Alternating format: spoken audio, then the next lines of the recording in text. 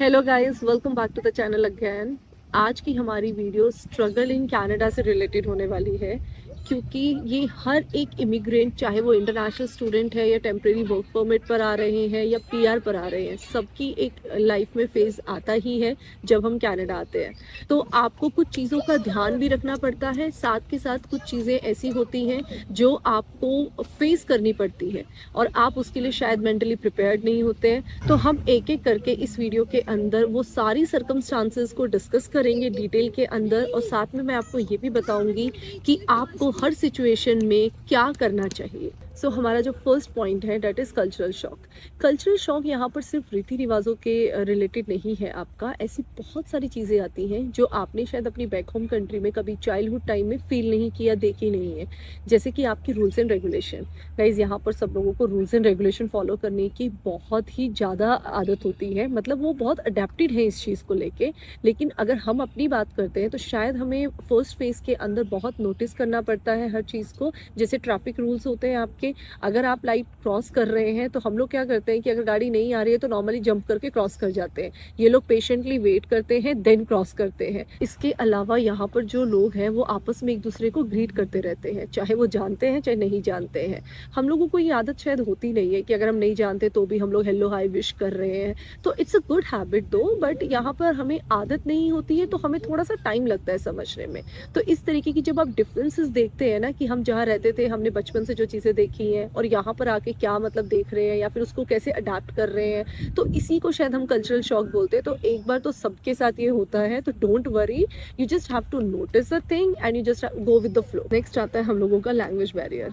वैसे तो हम लोग सब आइल्स देकर आते हैं, बहुत अच्छा अच्छा स्कोर भी किया होता है, लेकिन प्रॉब्लम पता है कहाँ पर आती है? हम लोगों को ना आदत नहीं होती है कि हम मतलब कंटिन्यूसली इंग्लिश ही बोलते रहे या सारा सारा दिन इंग्लिश बोलते रहे।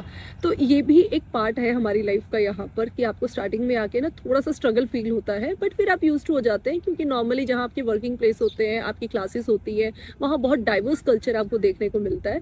तो बहुत अलग अलग लोग होते हैं, तो नॉर्मली सब इंग्लिश बोलते हैं, तो आप भी धीरे धीरे अडेप्ट कर लेंगे। हमारा जो आता है that is financial management.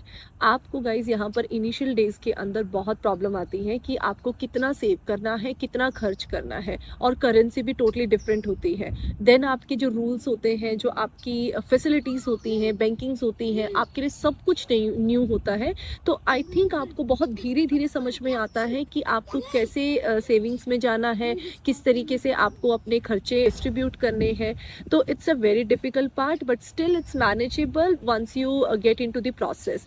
And सबसे इम्पॉर्टेंट चीज़ यहाँ पर आपकी सारी की सारी फाइनेंशियल जो चीज़ें होती हैं वो credit score and credit history के ऊपर डिपेंड करती हैं, जिसके लिए मैं आपके साथ एक लिंक शेयर कर दूंगी। आप मेरी क्रेडिट स्कोर वाली वीडियो देख सकते हैं, मैंने अपने सारे पॉइंट्स उसके अंदर बहुत अच्छे से एक्सप्लेन किए हुए हैं, ताकि आपको एक फेयर एनफ आइडिया आ जाए। नेक्स्ट आता है हम लोगों का ट्रांसपोर्टेशन एंड हाउसिंग का स्ट्रगल। अब ये ट्रांसपोर्टेशन एंड हाउसिंग दोनों एक दूसरे से यहाँ पर बहुत रिलेट करते हैं, क्योंकि आपको दोनों के बारे में ही बहुत सोच समझ के डिसीजन लेना होता है कि आपकी जो हाउसिंग है वो आपके नियर बाई लोकेशन में होनी चाहिए, जैसे आपके कॉलेज या फिर वर्क लोकेशन के साथ। के साथ अगर आप अपने ट्रांसपोर्टेशन में बात करते हैं तो आपका जो बस एक्सेस है वो बहुत ईजी टू एक्सेस होना चाहिए। मीन्स आपका बहुत कन्वीनियंट होना चाहिए कि आपका जो बस स्टॉप है वो बहुत ही नियर बाई टू हाउस हो, ताकि आपको जो पीक विंटर्स होते हैं वहाँ पे आपको दिक्कत ना आए और आप इजीली कम्यूट कर सके। अब बात करते हैं वेदर की। वेदर तो हम शायद से जब कनाडा में आने की प्लानिंग कर रहे होते हैं ना, तब से ही सोचते हुए आ रहे होते हैं। इनफैक्ट हमें बहुत सुनने में भी आ जाता है कि कनाडा का जो वेदर है वो बहुत ही हार्श विंटर्स होती हैं। तो हम लोगों को इसमें कुछ चीज़ों का ध्यान रखना होता है कि जैसे आप नॉर्मली घर से अगर निकलते हैं तो always you need to carry your jackets. तो चाहे आपकी समर भी होती है गाइस, तभी भी आपका जो वेदर है वो इवनिंग में नॉर्मली चिली हो जाता है, तो अपनी जैकेट्स कैरी करनी पड़ती है। तो ये स्ट्रगल क्यों है? क्योंकि आपको आदत ही नहीं होती है कि इतना सारा स्टफ का मतलब आपके विंटर गियर्स आप लोग एक साथ कैरी करके चल रहे हैं। यहाँ पर लोग पूरा ना बैग पैक तैयार कर लेते हैं और उसको अपने ऑफिस में या फिर अपने कॉलेजेस के अंदर साथ में ही रखते हैं, क्योंकि यू नेवर नो कि वेदर आपका कितना ड्रास्टिकली चेंज हो जाए। अब बात करते हैं हमारे होम सिकनेस पर। होम सिकनेस तो सबको होती है यहाँ पर आकर, क्योंकि आप अपने देश से कोसों दूर आ चुके हो, राइट? और आपके यहाँ पर फैमिली नहीं है, आपके कोई नोन नहीं है, आपको अपने घर की याद तो ज़रूर आती है। तो आप इस प्रॉब्लम को कैसे ओवरकम कर सकते हो? वो आपको सीखना पड़ेगा, आपको कनेक्शंस बनाने पड़ेंगे, आपको लोगों से मिलना जुलना करना पड़ेगा। जब आप धीरे धीरे यहाँ पर सेटल डाउन हो रहे होंगे तो आपको पता चलेगा कि अपनी कम्युनिटी और अपने जैसे लोग भी आपके यहाँ पर बहुत सारे होते हैं।